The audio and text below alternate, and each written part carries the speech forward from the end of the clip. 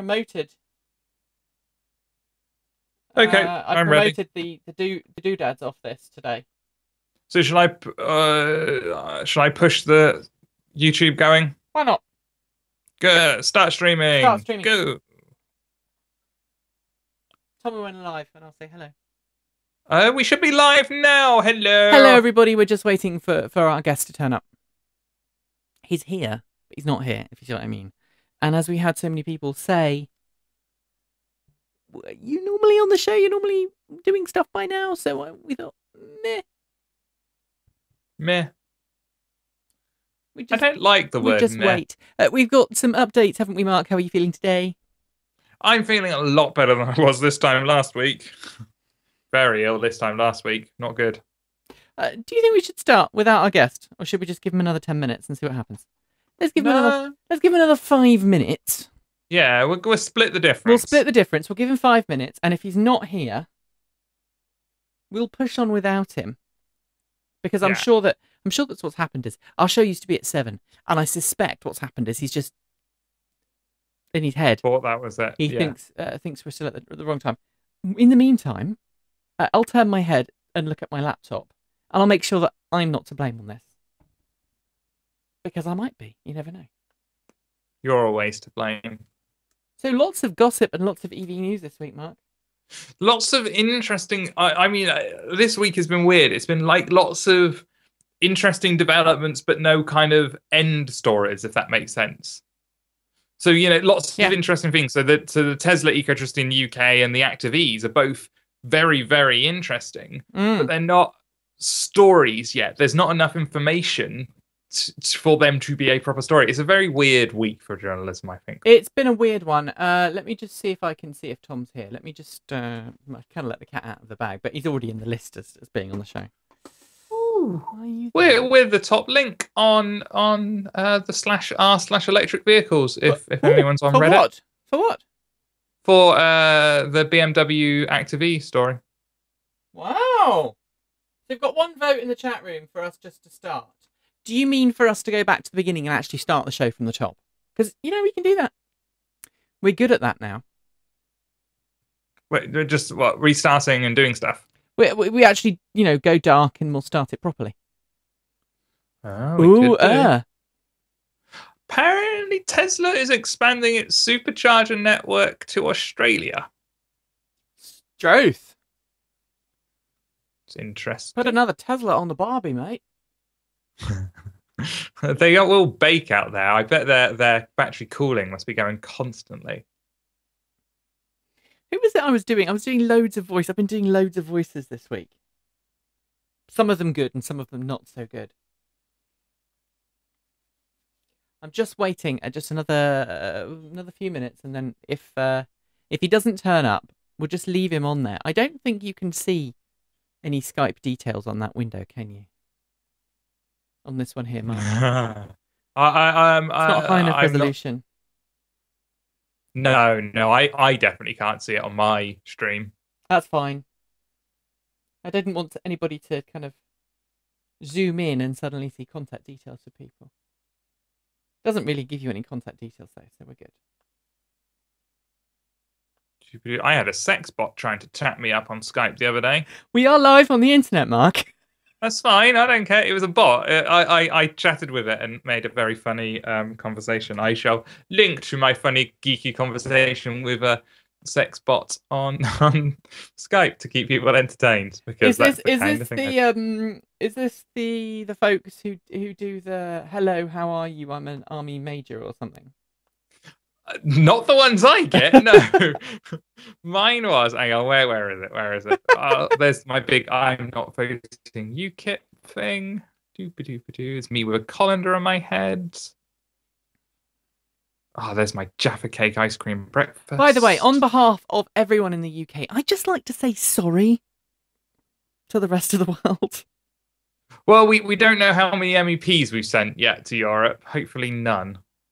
I just want to say sorry. I don't see how anybody... It appears a large portion of our voting public are idiots, it appears.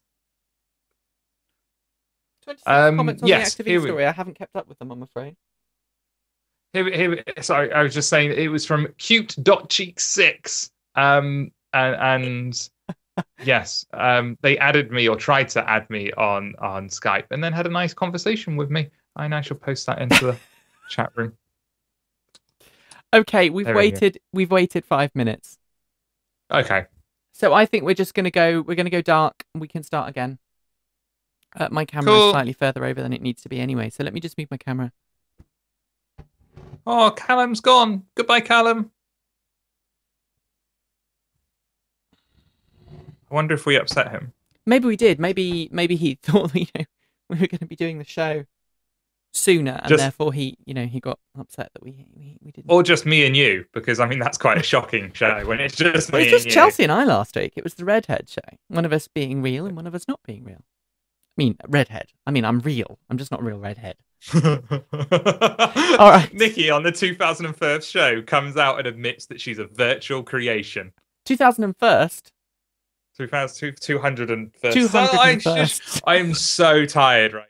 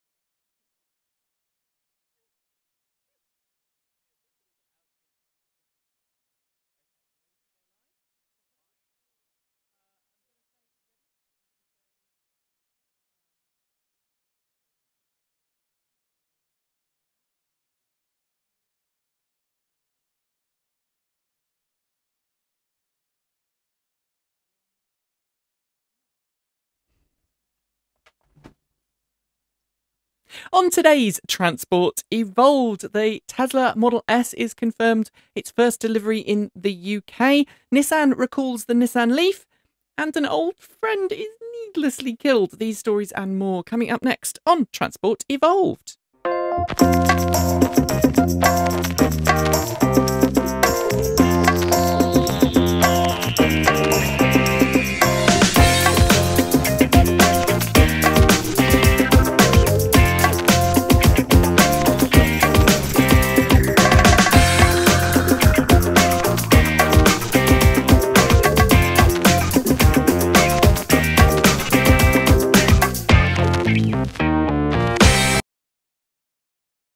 Good morning, good afternoon, good evening, and welcome to episode number 201 of Transport Evolved, recorded on Friday, May 23rd, 2014.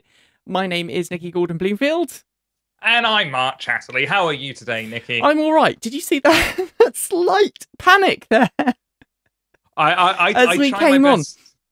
I don't watch the video when I do it. I have the video going because you have to for YouTube, but I try not to watch it because I find staring at myself a bit weird. Okay, anyone watching the video will have just seen me dart. That's an outtake right there for the fader, because we were talking, weren't we, in the intro? Yes. You see, sorry. if I do this, then no one can hear what I'm saying. You see, I just faded myself down, and I forgot to fade myself back up. Because what we normally do when we have guests is I fade down, it's just here, and we talk while the music's playing, and then I fade myself back up and fade everybody else up, and we carry on. And it got to the end, and we were talking away, and I went, oh, we're live! And then I faded it back up, and you would have seen me switch the video, and then dash for the fader to switch it up. We're such professionals here, aren't we? Always professional here. Okay, so I'd like to apologise. For some reason, our guest has vanished, MIA, missing in action.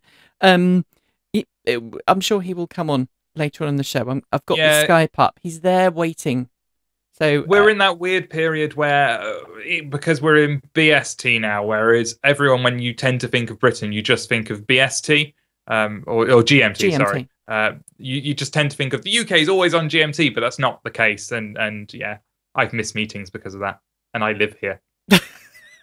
I'm sorry I'm late for the meeting today. I've forgotten what time we were having it. Yeah, that's pretty much it. Isn't it 9? And they look at me and go, no, it's 10 now. And I'm like, but Oh, that means The I've one- been working a whole week, an hour behind everyone. The one that doesn't work is when you turn up and go, I thought it was 9. They go, no, Mark, it's 3 in the afternoon. The excuse tends to be strained at that point. And talking of our guest, he has literally just come on. So you tell us what's been going on in your world this week, Mark, and I'm going to bring him in on the show. In my world, I've had a very quiet EV world. To be fair, I have just passed 38,000 miles in my Leaf though. That was quite impressive. I did that on the way to Nikki's house today. You've just passed 30,000 miles. Passing 30,000 miles. 38,000 miles is absolutely brilliant. And I can hear thumps and whatnots. That is our guest coming on. We'll just let him get his camera running and stuff before we say hello properly. So we're just going to carry on. So, Mark, your car has been running pretty sweetly all this time, and you haven't had any problems with any kind of range loss or anything like that? No range loss. I can still get more out of it than I could when I first had it. There are things that annoy me about the car, like the heater in winter. It doesn't annoy me so much; it annoys my other half. I like it cold. And sometimes the onboard charger is a little underpowered in some situations. But actually, I find it quite rare that I'm cursing the car I've got. I actually really enjoy it, and we own the car now. It's our car, so yay. It's now incredibly cheap, and it's only ever been charged at home using the normal domestic cable. Well, no. I mean, you do rapid charge it, Mark.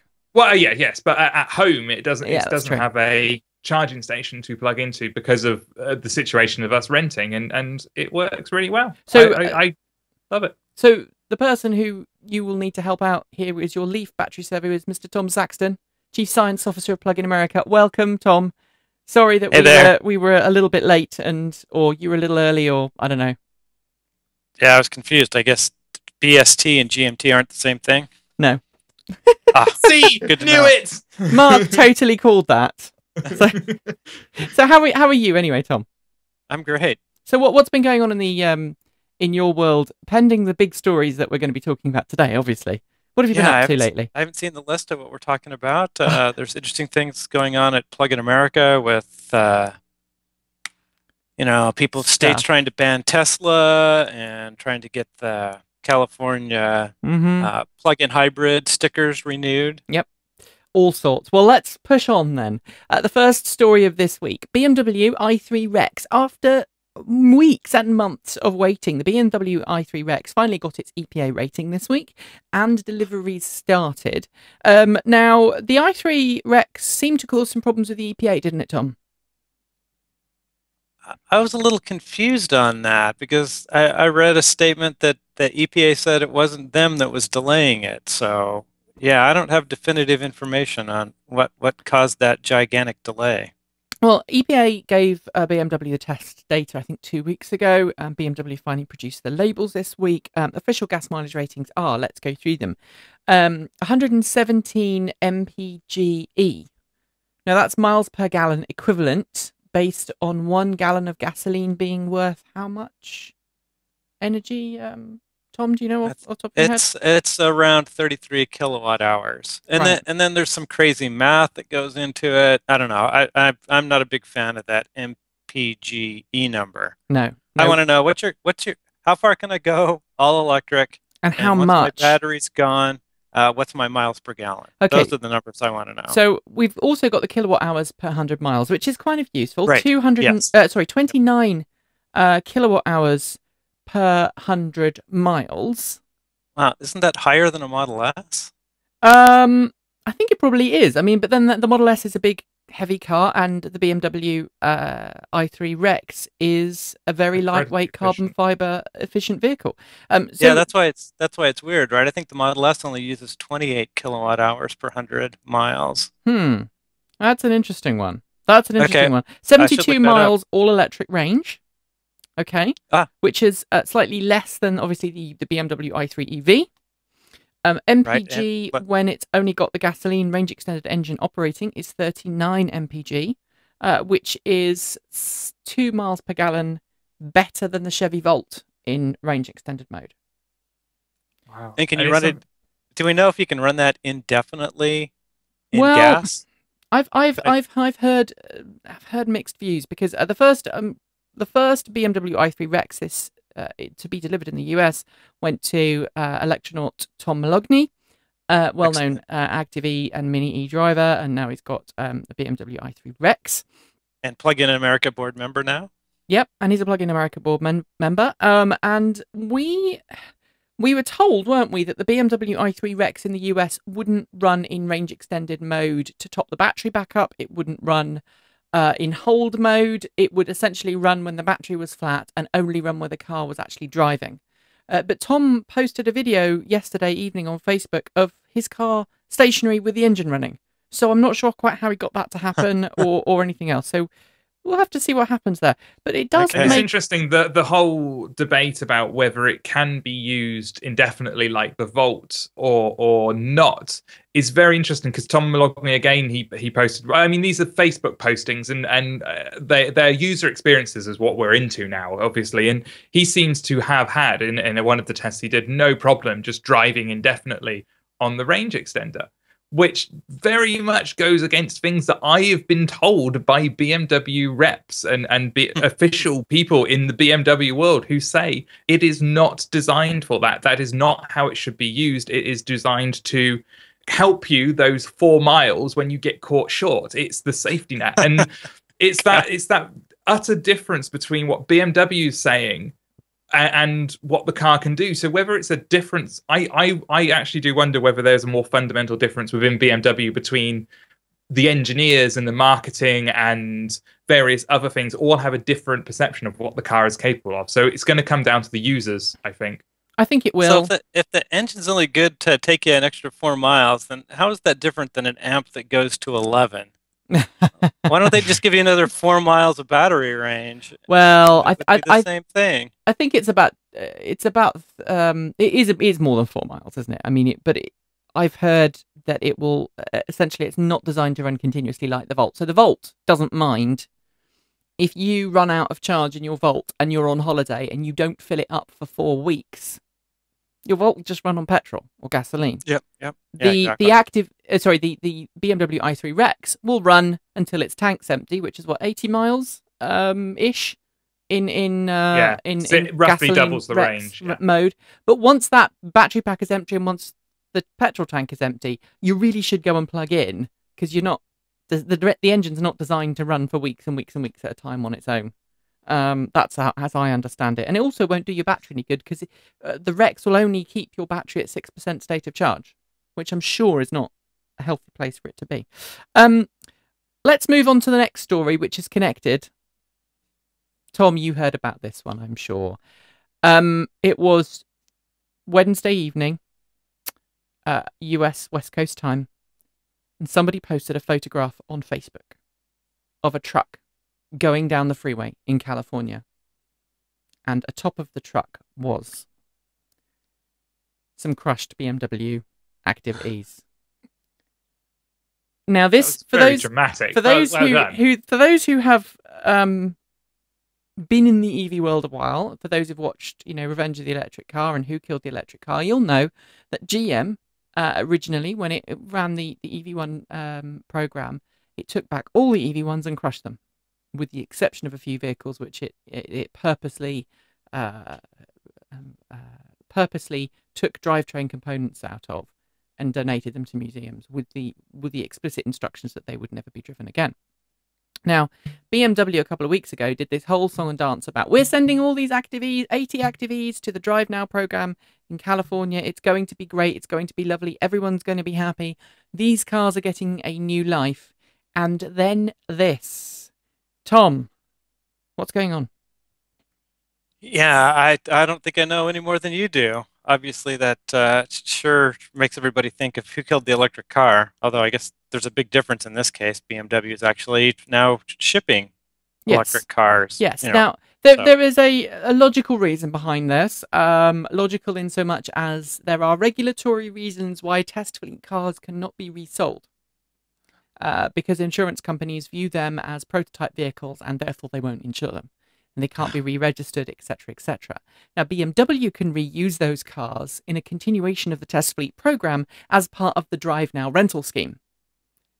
So cars not used in the Drive Now rental scheme were destined for the crusher, and we have known that fact for a very, very long time. Now the question is, should BMW have been a little bit more sensitive about things? Maybe put them in a covered truck, maybe offered them to engineering schools. I mean, that would have been a nice way round. Hey, we're going to donate. Engineering universities around the world will donate you a BMW Active E.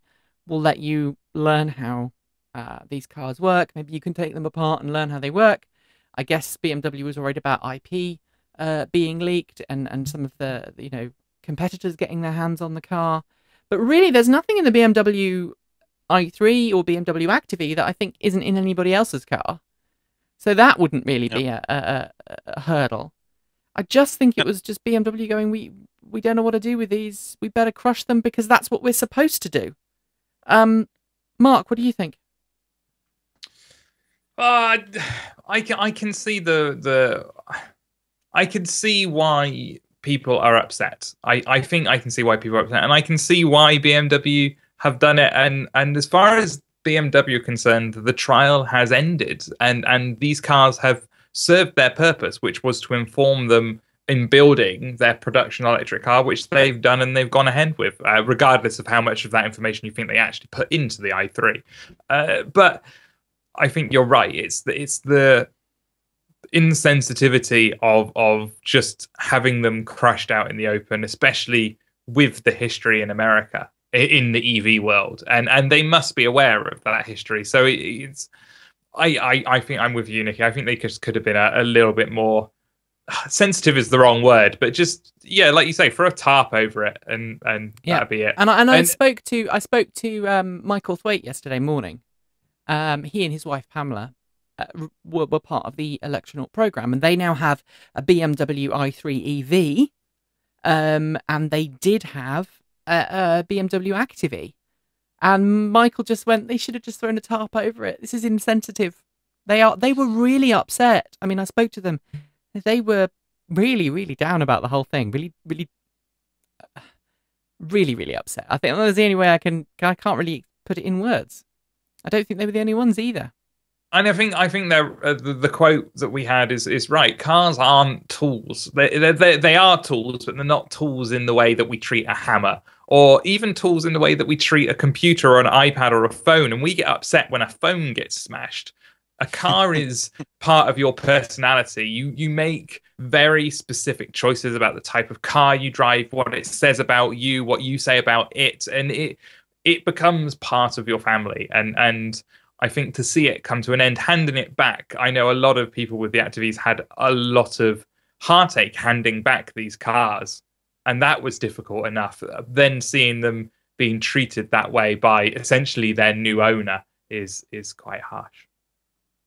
Tom? Yeah, I wonder what limits the size of the rental program. I know there's 200,000 plug-in vehicle owners in the US, and I'll bet the vast majority of them would really love to be able to rent a plug-in car when they travel. Yeah. And so, why don't you just broaden that program, make those things more available? And I know that there were a lot of, there are people. We had someone in the UK this week from California, a fan of the show. Hello. I'm sorry I didn't get to meet you, Jeff. He was over in the UK, and he had to work overtime to find a car that he could lease or rent a Nissan Leaf for a week or so. Most rental companies don't have them in the UK, and I think you're right, Tom. I think there are now enough EV drivers around the world that they would love to rent a car, and BMW has these Drive Now programs in more than just San Francisco, right? I've only heard of it in San Francisco, but it could be broader than that. I just love to see them live on, I suppose. All right. Talking about car sharing, Bolloré, the company behind Autoliv, with the Pininfarina designed EVs, has announced a scheme in Indianapolis, no less, which is an interesting place to start an EV car club, essentially, or car sharing scheme. I wouldn't have thought of Indianapolis as being the logical choice. But Bolloré this week has said it's going to bring quite a large number of Bolloré Blue car sharing cars to Indianapolis under the name Blue Indy. 500 cars in total, 200 service kiosks, and 1,000 charging points. And how the system works is instead of a traditional car rental scheme where you have to go to a car rental place and you show them your license, etc., etc., the Blue system, or in this case, the Blue Indy system, works a little bit like those automated kiosks you sometimes see at car rental places. Last time I was in the States, I tried to use one. And it's a teleconferencing system where you phone up, there's a video camera, video phone, and there's an operator on the other end, and you have to scan your license and you have to give them your credit card details, etc., etc., and then they give you the keys to the car. Now, in the case of Blue Indy, that's what these service kiosks are, and the service kiosks can print out an RFID card or a swipe card that you then use to gain access to the cars, and from there you can drive the cars and off you go. Interesting specs for the vehicle as well. 50 kilowatt electric motor, which is the same as that found in the Mitsubishi i-MiEV. It's 4 seats, same as the Mitsubishi i-MiEV. Intended primarily for for city rather than highway use. 30 kilowatt hour lithium-ion battery pack coupled with an unknown size supercapacitor, which I thought was interesting, and a theoretical range of 160 miles in the city with a highway capable top speed of 81 miles an hour. How do we think Americans are going to respond to this, Tom? Because your average American, without making too many stereotypes, from the Americans I know, the idea of sharing a car with someone else is not something that will go down all that well. Well, I think in the younger generations, there's a lot less car ownership. And so there's a bunch of car sharing and ride-sharing programs that are enjoying enough success that that they're finding themselves in political battles with taxi companies and such. So yeah, I think it's possible, especially among younger people who don't own cars. Mark, what do you certainly, think? I would rent one of those if I were in town, so rather than drive some gas burner. Oh yeah, definitely. And I think it would work in some big major cities. I could see it working somewhere like Phoenix, Arizona as well. Because imagine if you could book your car in advance and it was sat at the charging station and it turned its air conditioning on, so that by the time you got to the car, it was nice and cool. Mm-hmm. That would work pretty well, wouldn't it? Yeah. Mark, what do you think? Yeah, I think it's a great idea. And the fact that they're coming off of a successful scheme anyway. It's not a new startup. They've got a formula that works.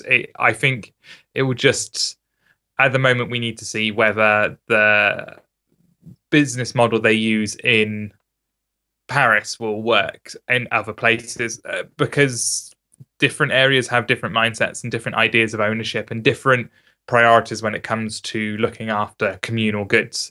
So it'd be very interesting to see if it ports. If it does, I think it's probably the start of a very big movement in transportation. And I'm fully with a couple of the guests we have on this show about in the future, ownership of cars is going to change dramatically. And I think schemes like this will pop up more and more, because why have a car if you live in a city when you can just jump in one of these and do your shopping? Yeah. I think if you lived in the burbs, it would be different. But I think you're right. If you lived in the city, it would work really well. Maybe they should bring them to Bristol. There you go. Bring them to Bristol. All right. Mark, somebody makes an electric car. It's a rather good electric car. They don't like it. They're being made to make it by the Californian state. And so what they're going to do is they're going to tell you, don't buy our car because we don't like it. Would you, A, heed their advice, or B, go out and buy one just to spite them? There is a very tiny part of me that when whatever his name is said how much he's losing. Sergio Marchionne, the CEO of Fiat Chrysler. And he says they're losing $40,000 on each one sold. And part of my brain just goes, that's a really good deal as a consumer. And thus, I want to go and buy one. What I can't work out at the moment is if he's just absolutely genius when it comes to marketing, or whether he's serious. I'd need to see the video footage to be sure, I think. Marchionne is a known EV skeptic, right, Tom? Yep. And so you think he really is cross about? I mean, he's being very Italian. I mean, he is Italian. He's being very Italian about this and going, "We don't want to make this car. Everyone's making us make this car, but we don't want you to buy it, and that way we'll prove that this car is rubbish." Is that Yeah, example? and these companies that just make a compliance car, obviously they're doing very low production, and that makes the cost very high. So obviously Nissan, I don't think Nissan is losing $14,000 on every Leaf that they sell. And the Leaf seems like, a more capable vehicle than the 500e. So yeah, I think he's just got himself stuck in a position where he's not committed to the technology, so that makes it expensive and not profitable. And as far as I'm concerned, that there are two kinds of automakers. There are the automakers that are going to figure out how to make good EVs soon, Yep. and there are the ones that are going to be out of business in 20 years. That's a very true way of looking at it. The other challenge obviously is if they really are losing that much money, just buy the car and push them out of business. I didn't just say that, but I've And heard that lots of doesn't mean the people say car's that. worth another $14,000, No, right? no, It's no. just because of their production. No. And saying don't buy my car, I mean that doesn't mean anything, right? Because Right. they're going to do whatever they have to do, lower Right. the price, whatever, to sell the number that they're required, and they're not going to make any more than they're required. Right. So in some sense, it doesn't matter whether you buy their car or not. They're going to sell the number they're going to sell. Do we think then that we should stop mandating people build AVs? Because you've now got Tesla and sorry, not Tesla, Toyota and Fiat and other car companies, Honda, Kia, I suspect, is in that group as well. Really don't want to make cars. Nissan wants to make them. GM will make them sort of kind of after a fashion if it works at the time. And Tesla. So why don't we just let the car companies who really, really want to make EVs and make them? And Yeah, then I think the auto industry has an obligation to clean up our air, right? So apart from carbon emissions, which is a bigger problem, just local air pollution in big cities is a horrible, horrible problem that kills probably tens of thousands of people a year. And so, yeah, I think the automakers should be forced to address the emissions problem. And if automakers don't want to get on board with that and make that's their viable problem. vehicles, then that's their problem. Yeah. And in the meantime, the people that have to, or the automakers that have to buy carbon credits from Tesla and Nissan and GM, that's just making those companies that are really putting an effort into it better rewarded for what they're doing. That makes sense. That makes sense. All right, we're going to have an ad break and we'll be right back with Tesla news. If you watch this show live, there won't be an ad break. If you are watching after the event, there should be an ad break right about now. Welcome back. We're in part 2 and someone's telephone's going off. I can hear it. I don't know whose it is. I don't know if it's mine, Mark's or Tom's. I've got very good hearing and I've got headphones in and I can hear it. Right, Tesla has set the date for the UK delivery of its Model S. The first car is going to be delivered on June the 7th. First of all, we wonder who it's going to be. But second of all, Mark, I'm not going to be in the country on June 7th. Oh, no. I'm not going to be in the country on June 7th, and you're not going to be available on June 7th either, are you? No, I'm at a family wedding. Which and will I'm be driving awesome. through Switzerland. So You're neither of us are going, but we're trying to get somebody to cover go it along for and- us. Yeah. See who it is. Maybe. Because it's been hinted that it's someone we will know. And who has been a supporter of electric cars and quite well known in the community, which narrows it down to maybe 10 or so people. And I can't pin it down who it can be, and it's infuriating. Well, we know. I think it's not Mr. Robert Llewellyn. I don't think he's ordered one. And as Gavin Shoebridge in the chat room says, Mr. Kiwi EV, it said it's not mine. Well, he said it's mine, but I don't think it is. He had, by the way, I've got to tell you a little bit of a diversion here. Saw Gavin last week in Slovakia, and he had his first time behind the wheel of a Model S, and it was just so wonderful when he floored it, and he wasn't expecting what happened next. I think he said something really, really actually quite well reserved, about it. I think he just said "struth" or "crikey" or something. It was Really, quite impressive. actually, It was a Struth. The acceleration made him Australian. That's how strong the Tesla's. No, it wasn't acceleration. Struth. It wasn't Struth. It was something else. Gosh, what was it? It was something. I think it was crikey or blimey or something. It was totally Gav, and it just made me smile from the back seat. So I've now embarrassed him in the chat room. But I don't know who the UK delivery is going to be. I'd be interested to know. If it's you, let us know. If it's we you, want to know. We want the exclusive. I'll tell you who it's not going to be, though. Moving into our second story, it's not going to be Ecotricity CEO Dale Vince, is it, Mark? Why is it not going to be CEO of Ecotricity Dale Vince? Well, Ecotricity and their CEO Dale Vince have got some court papers out and sent them to Tesla for what they claim is smash and grab tactics when it comes to the charging infrastructure in the UK. So for those who don't know, Ecotricity is a modern electricity supplier in the UK who specialize in green energy, generally wind. They make a lot of the wind turbines you see around the UK, at least the land-based ones. And they are also responsible for a nationwide network of rapid chargers, which are free to use, and they cover all of the current cars that are out. Now, the claim is, and there's not a huge amount of information here, that Tesla approached Ecotricity when they were coming into the UK and asked for their advice about where they should put superchargers, who they could work with to make it happen. And Ecotricity and them worked together. They came up with the idea for a network, and Ecotricity introduced them to their locations, which are motorway service chains.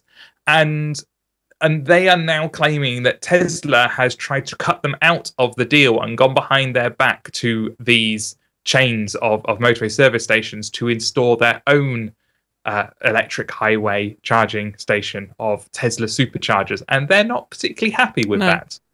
No. And wrote a pretty strongly... So they've taken out an injunction, a temporary injunction against Tesla, calling Tesla's tactics smash and grab. Now, the press release written, there were some grammatical errors in it. I'm going to point that out. So I think it was probably one written fairly quickly and in a fairly cross style.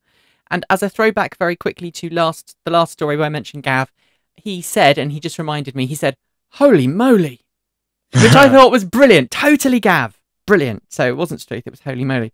Anyway, yeah, Dale's got his nose certainly well out of joint about this. And there are essentially, this idea of things not necessarily Tesla playing by the rulebook. Tesla obviously has said we don't comment on any pending court case, which is Tesla's de facto standard response. There are always two sides to every argument. So there's a date set of the 4th of June, Mark, where this is going to be discussed further. And it'll be very interesting to see what comes out of that, and hopefully we'll get some more information. Because I'm reading between the lines, you're kind of forced to jump to conclusions, and it's not something we like doing. I know some journalists love doing, but we tend to try and avoid jumping to conclusions. And the issue is you've got two very, very headstrong companies. Ecotricity has grown from. Dale Vince was living in a van in a field before he founded this company. Yeah, and so he's made this multi-million-pound company in a very short period of time. And Elon, albeit having more money to start up, has done something similar with Tesla, and they've both done it by challenging existing major companies. Let's put it like this: they're both strong-willed people. And as a disclaimer here, and I think maybe I should probably have put that up earlier on the show. I am an Ecotricity customer. I buy my electricity from Ecotricity. I am an Ecotricity customer, and I use their electric highway, and I'm very grateful of their electric highway. And if we're going along those lines, I have an Ecotricity sticker on my car. So there's my disclaimer. Just because I like the fact that they help me with their charging. There's rumblings that come the 1st of June next year. Ecotricity's electric highway will probably go... become a tariffed network.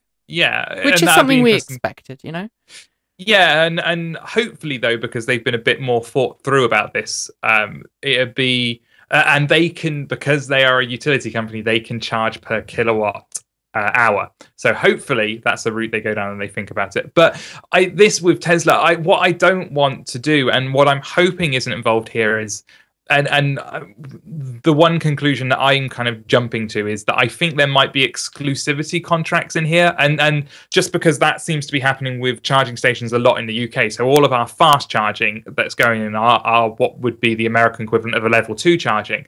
They all go in with very, very long exclusivity contracts. Some people are even claiming 50 years, as in, we'll put this charger in now, and this location is ours for 50 years for all electric car charging. Now, if the same's happening with Ecotricity and Tesla, that could be where the contention is.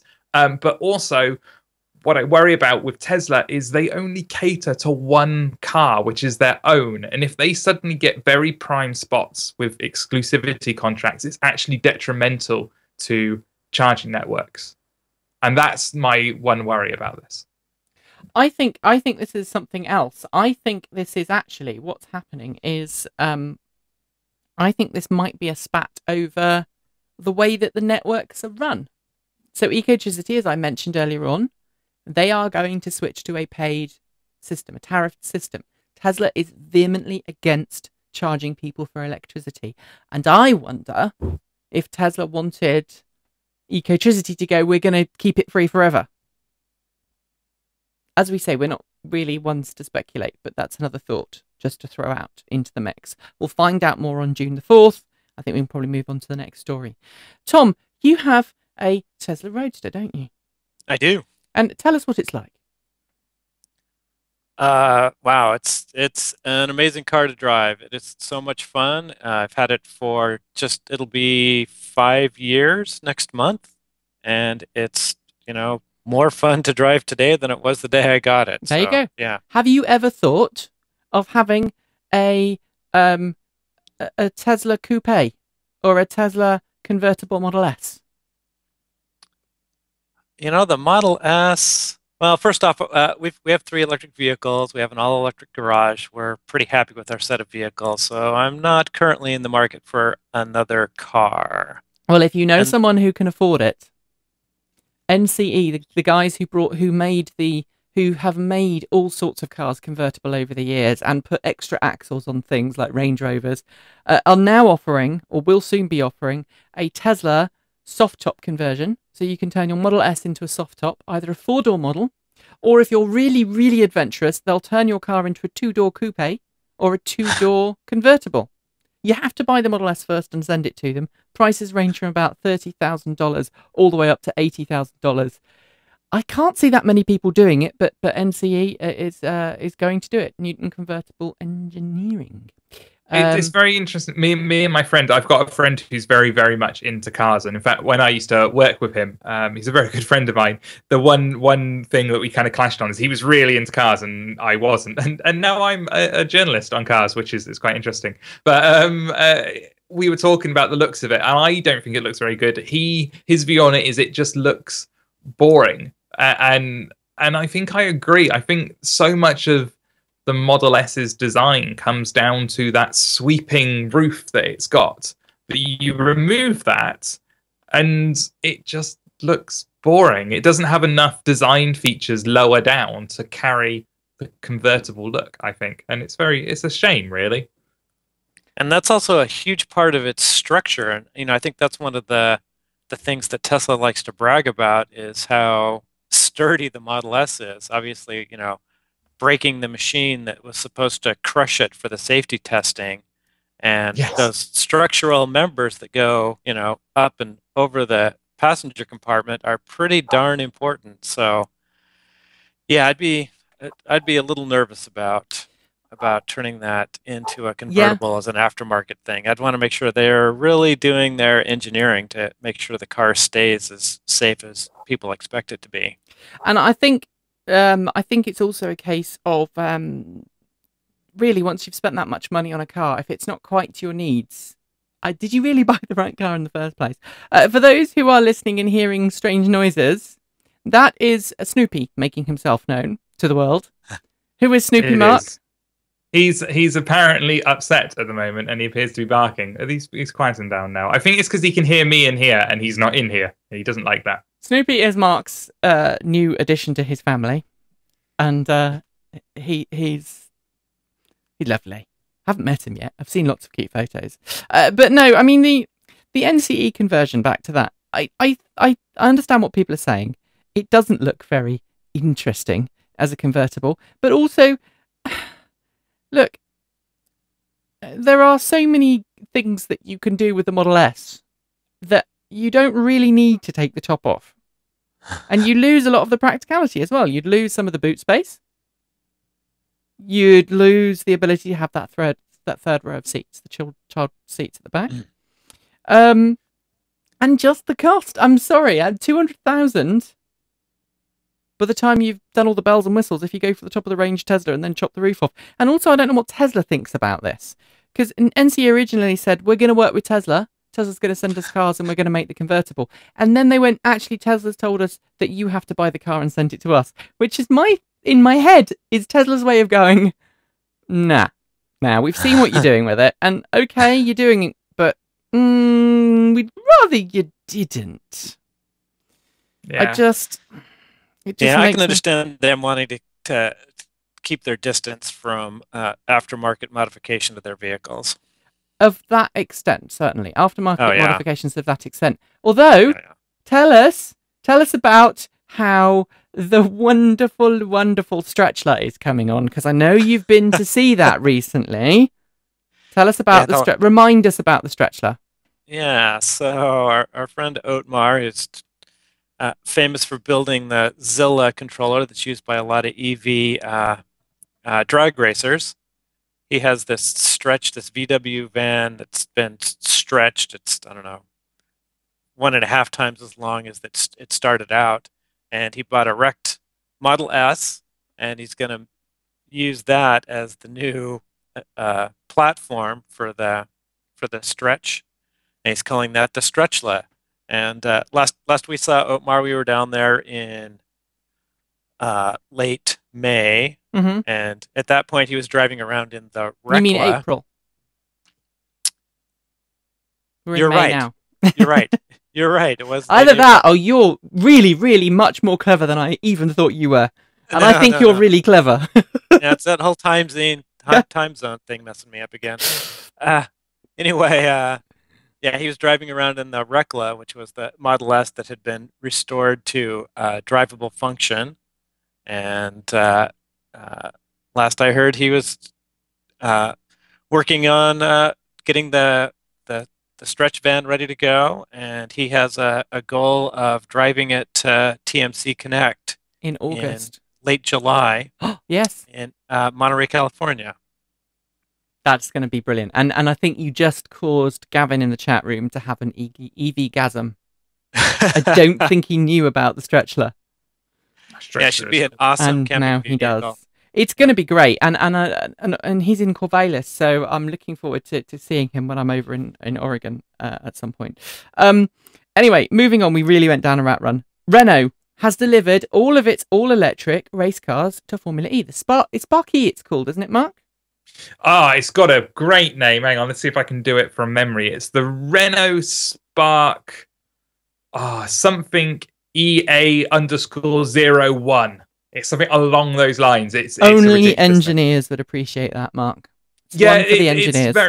It is very much it hasn't been given a name. It's got a designation is where it is. But yeah, so it's the Formula E car that all of the 10 teams will be driving in the Formula E this year at all of the 10 locations that 9 have been announced of. It's got some interesting specs, 200 kilowatt peak electric motor. It weighs about 800 kilograms, and it's got an estimated 0 to 62 of about 3 seconds, and I think a top speed of 145 miles an hour, if my memory is correct. So, all in all, it's a little bit disappointing, I think is my view on it. But what I quite like and why I'm more interested in this than other Formula driving to begin with is that because they're all using the same car, it's actually a race, a race of skill. That it's literally the drivers against each other rather than the engineers at this point. And going forward, that'll change. But this year, it's going to be very interesting to see how that works with everyone with the same limitations and the same advantages. And we should congratulate our good friend, Mr. Robert Llewellyn, because he is on Yes. the commentary team. He is their official geek, I think is how he explained it to me a couple of months ago. He said something along the lines of, because he was talking about it before they announced it, and he said, "Oh, I'm going to be the one that has to explain all the electric car stuff." So he has to explain how batteries work and how the regenerative braking works, etc., etc. Oh, I want that job. That's So an do awesome I. job. We'll have to kidnap him or something that applies to the job. Unfortunately, Robert can't make it, but we can. We're here. Nikki. We're here. We can do the job. Or All right. me and you could just go in a Robert suit. We could find his contract somewhere and write in that he has to do it as Crichton, and then no one would know. That works. Yeah, I would take the 6 hours of silicon face molding for that. Oh dear, I hope you're listening to this, Robert. All right, okay. So, part 3 coming up. We'll be right back.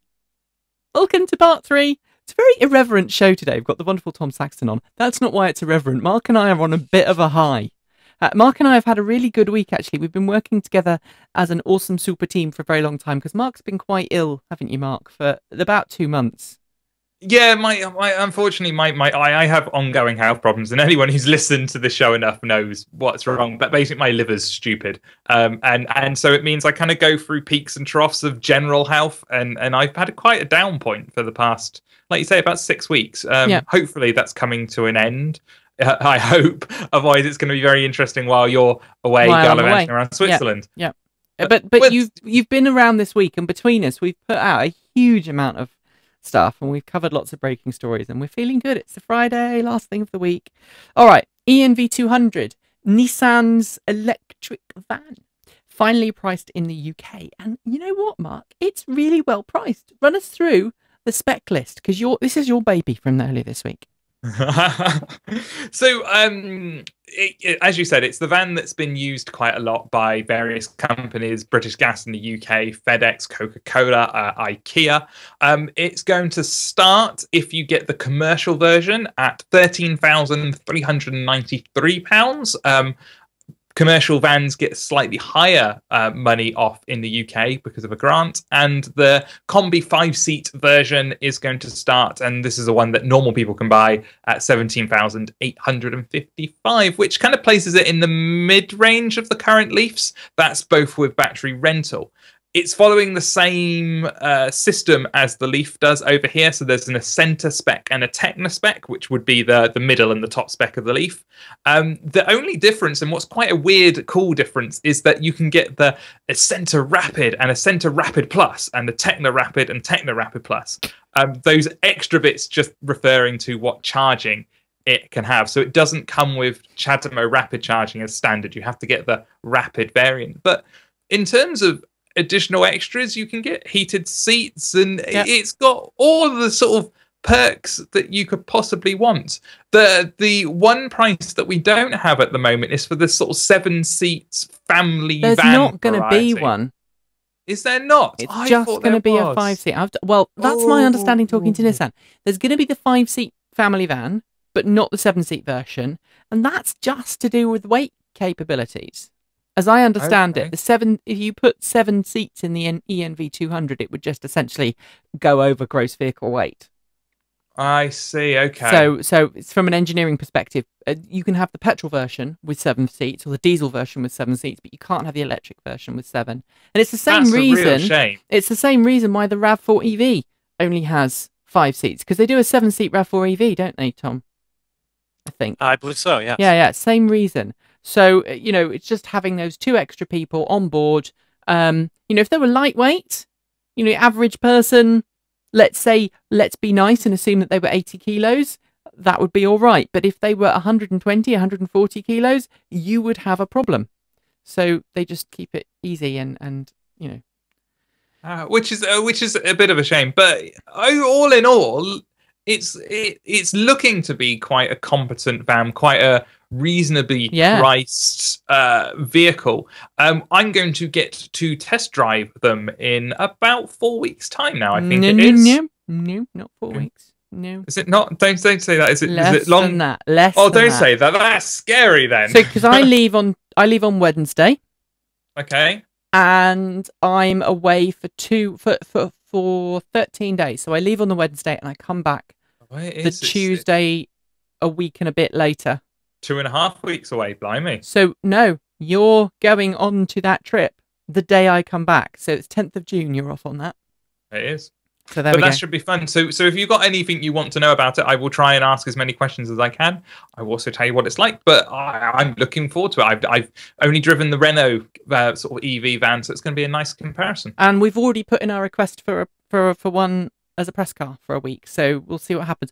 Also worth noting, while we're talking about EMV 200, is Nissan's been showing it off in San Francisco this week, some of the prototype vans, which suggests to me that if Nissan is showing it to Leaf drivers in San Francisco, and Nissan is not, I don't think Nissan would go that far out of its way to show North American Leaf drivers a car that it never intended to build for the US.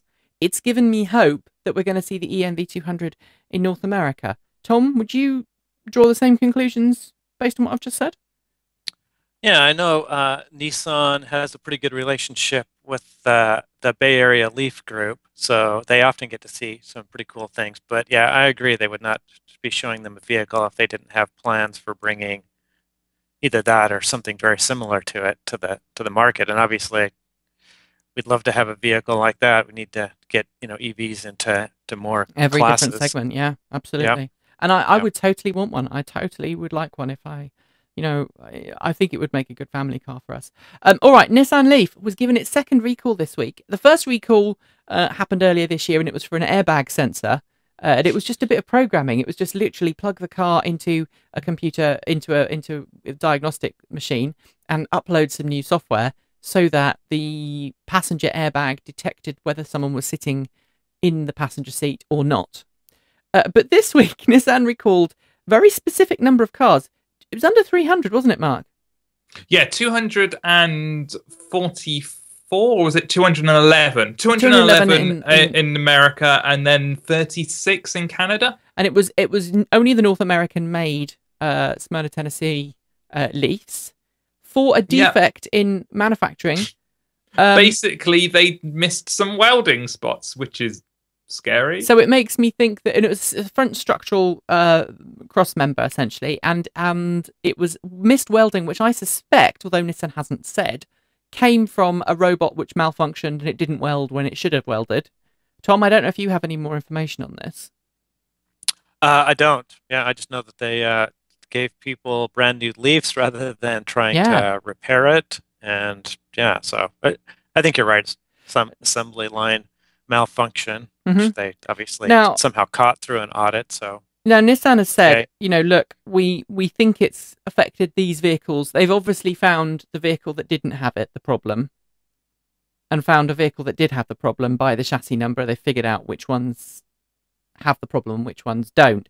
Nissan said not all of the cars in that affected recall will have the problem.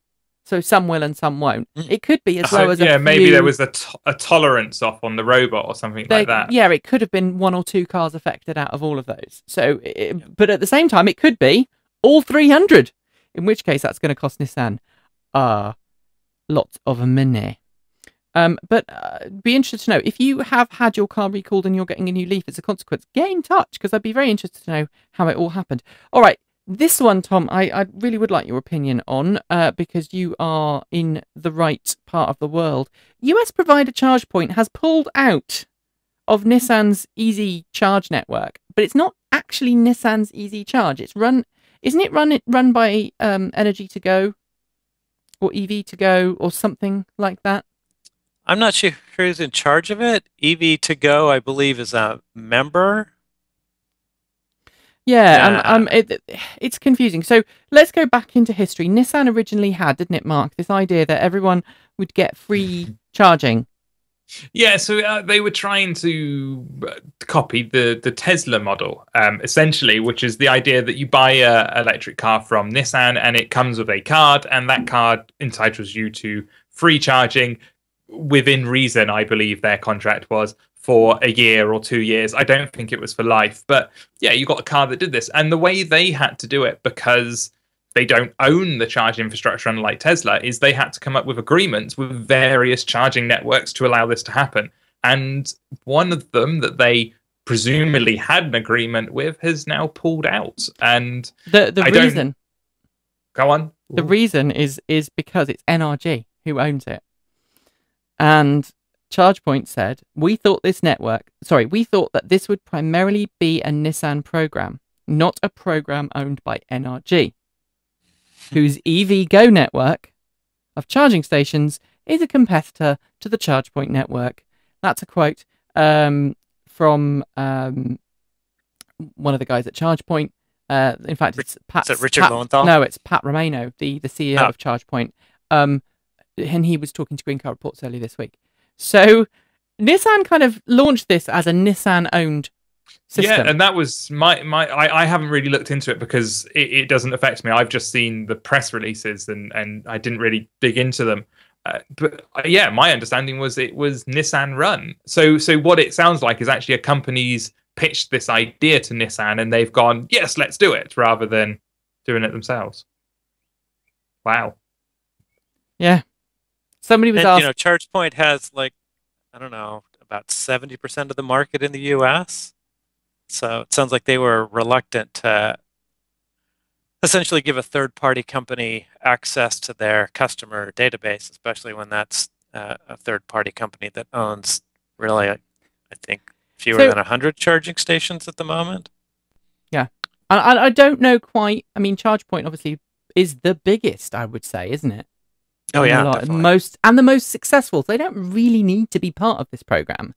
I think they're just kind of upset that NRG is it's the same thing as the Tesla and Ecotricity. And I think we're going to see this more and more networks going, you know what, you guys can just off.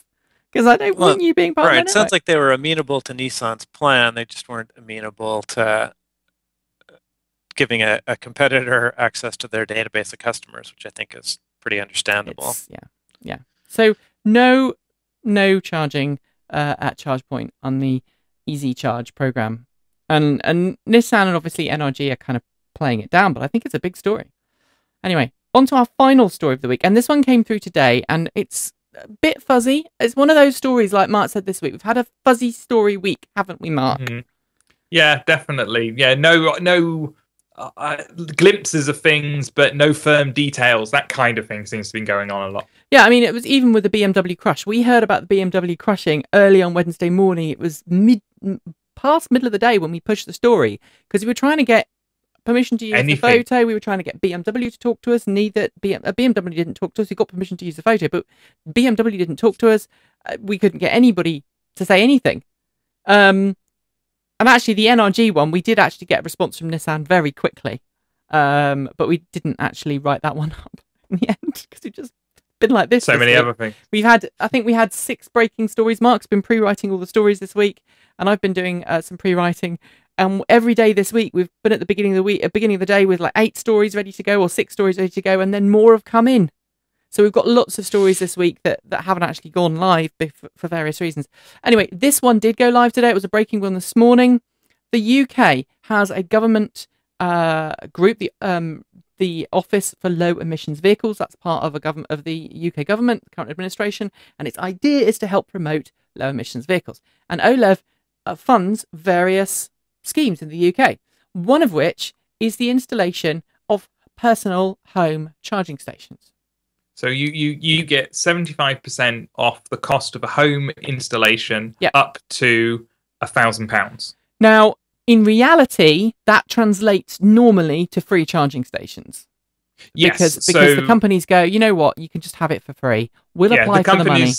Yeah, the companies have to apply. The companies, it's a scheme that the companies have to apply for. It's not done from the consumer's end. And so what happens is a lot of the installations come to £1,334, which means they then get the full £1,000 entitlement. You're meant to pay £334 of that, but the company goes, we'll pay that for you. Don't worry about it. So the companies are getting enough money from this that they're able to pay your £334 plus install a charging station plus make a profit. But here's where it's been going wrong, because it's like the Nissan, not the Nissan debacle, like the charging station debacle in the US when Leafs and other cars came to the market. Charging infrastructure installers were turning up at people's houses and going, "Ooh, that's more than a foot to the fuse box." oh, scratch their head, get out the paper. Oh, $400 per yard for the cable. Oh, we've got to dig a hole in the ground. It's like that song, right? Said Fred. There I was. No, that's the different one. It's the one with the piano where they're trying to get it upstairs, by Bernard Cribbins. Do you know the one I mean, Mark? You're rambling to me at the moment. That's all you're doing. Find a link to the song. But yeah, so there is worries and concerns from the government that various manufacturers or various installers have been abusing the system in certain ways. We're not 100% sure what those certain ways exactly are. Well, some of the claims I've heard off the record, talking to people in the industry, is that people have been pressurized to buy them, so that people have been effectively cold called. Do you want a charging station? Yes or no? Well, you need one because it'll add value to your house. Very much like solar panels were sold in the UK when the government was subsidising those. People coming in and going, yes, this install is free, and then when they arrive, going, oh, but you're going to need 10 meters of cable, and that's and that is 100. I don't know, it's £100 for 10 meters, or £100 per meter, or something crazy like that, because it's armored. They've not been necessarily testing the electrical systems properly. They've been putting things in the ground incorrectly, the ground spikes. They've not been testing the systems. We've heard stories of charging stations not working, falling apart after a couple of weeks. Certain charge point manufacturers having lights that flash on them, and they stop working after 1 or 2 tries. And people essentially being hooked in for the idea of having a free charging station, and then ending up paying hundreds, maybe even thousands of pounds to get charging stations installed. The other favourite one is, under this scheme, they have to have 3G data connectivity, or they have to be network connected. They don't have to have 3G network connectivity. They have to have network connectivity, because the back end of this is, in order for you to get this charging station either completely free or at the 75% discounted rate under the OLEV scheme, you have to agree to send your data to OLEV about where you are when you charge. Okay, they collect data about your charging, and of course we can see where that goes in the future, because it's going to end up that you end up having to pay to,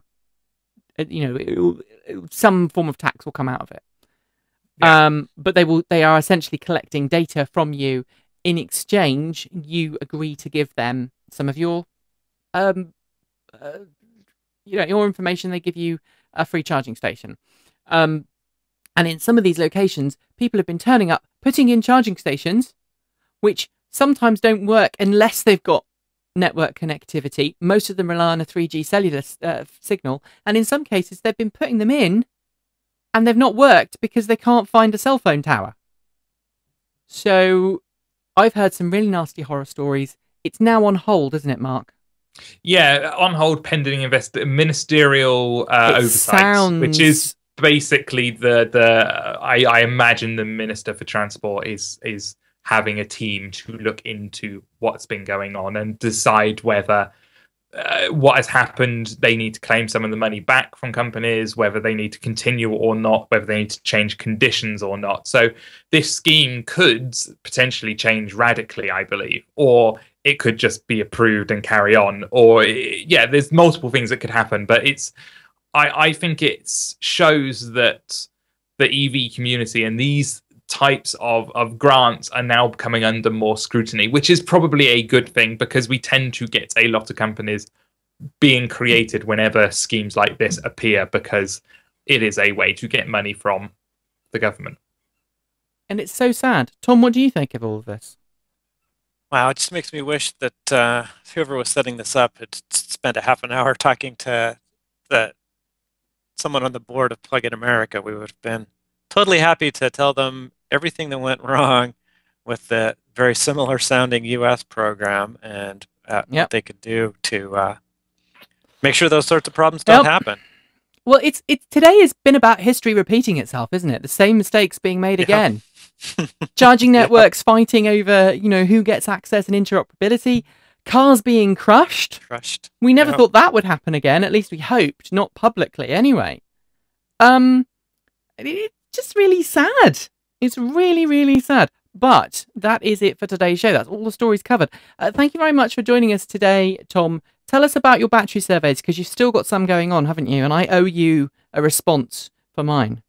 Yeah, I'm really interested to know your numbers when you lost your bar. And I just got some numbers from a local Leaf owner who just lost his first capacity bar. And I'm about to send email to everyone that's participated saying, hey, give me updates to your numbers. I'm hoping to come out with another Leaf report. Okay, and I'll send you mine. It'd be nice to get to write up something for the Model S for TMC Connect. So yeah, I expect some fun stuff to be doing in the next couple of months. Awesome. And we're also getting ready for National Drive Electric Week. Yeah, so I'm so excited about that. I'm hoping that we can hook up and do something, because I'm really excited about that. Some UK participation. We'll do some UK stuff. That really is it for today's show. We are not going to be here next week, are we, Mark, in the usual format? Not in the usual format next week. It most likely will be a Google Hangout version of the show, which we have every now and then when I'm in charge, because I don't have the fancy setup and I'm not allowed to touch the fancy buttons. You totally are. I nearly gave you a key to my house earlier on and said, help yourself and let yourself in. It's just learning all of the buttons and the things might take a while. But we'll have a Google Hangout version, so there will be a show in it of some effect. The week after that is more up in the air at the moment, because both Nikki and I are away. So we're not quite sure what we're doing then, but we're trying to have something up, even if it's not a live show. I think we're going to have a report from the road, aren't we? That's our current working plan, is kind of a report from the road from all of us, what we're up to, edited into a YouTube video. Oh, so we should keep talking for just a few more seconds, because I think we've just got something. We've just got something, but you won't tell us what. This is an official statement from BMW on the crushing of the BMW Active E. Are you ready? It just came in. Okay, this is from BMW. This is a breaking news story. Yay! I like breaking news stories. Sorry, I'm going to have to move my laptop, so forgive that. This is a breaking news statement from Dave Bucko, who's one of the spokesmen at BMW. Anyone who has watched BMW's ongoing development in the electric vehicle space and observed our investment in BMW i has seen clear evidence of the company's commitment to sustainable mobility. BMW has always been clear that the Active E's were prototype vehicles and that the program would have a limited time frame, which is now drawing to a close. Our time with the Active E and our Electronauts has been a great learning experience, which has prepared us well for the arrival of the BMW i3 electric vehicle, which is now in US showrooms at authorised BMW i centres. As enthusiasts, we understand and appreciate the emotional connection that individuals can make with their cars. The enthusiasm that the Electronauts brought to the BMW Active E test program was truly remarkable. The learning began with the Active E, will transition to the next phase of all of the lithium-ion batteries being repurposed for battery second life research projects. As prototypes, the BMW Active E's may not be resold. Based on increasing demand, the most well-cared-for cars have been deployed to bolster the fleet of Drive Now, BMW's car-sharing service in the San Francisco Bay Area, for a limited period. The total number of BMW Active E's in the Drive Now fleet totals 150. Some have been returned to Munich for additional research markets. Legal requirements make it impossible to keep these cars on the road in the US indefinitely. Recycling of the vehicles locally is the most sustainably responsible means of handling the cars that are being taken out of service. That's the official statement. Quick thoughts on that, guys, before we go? That seems pretty fair to me. I mean, they were upfront about what was going on. So as sad as it is to see those crushed, and I'm glad I'm not an owner. It seems like they're doing what we expected. Mark? What I'm really glad about is the batteries are being repurposed for testing. That I think is quite a positive. So what they're saying is that essentially it's just the shells are being crushed and recycled. The innards are being reused for development and research, which is very good. Which is very good, and it's better than what we thought. So that's good. That really is it, though, folks. Thanks for joining us, and we will see you soon. Let's leave it like that. And if I see you next week on the road, if you see a Nissan Leaf next week on the road with the Wave trophy on it and Transport Evolved logo, wave or come over and say hello for a charging point because you might be lonely and bored by then. That really is it, folks. Thanks for joining us, and as always, don't forget to plug in. See you soon. Take care. Bye.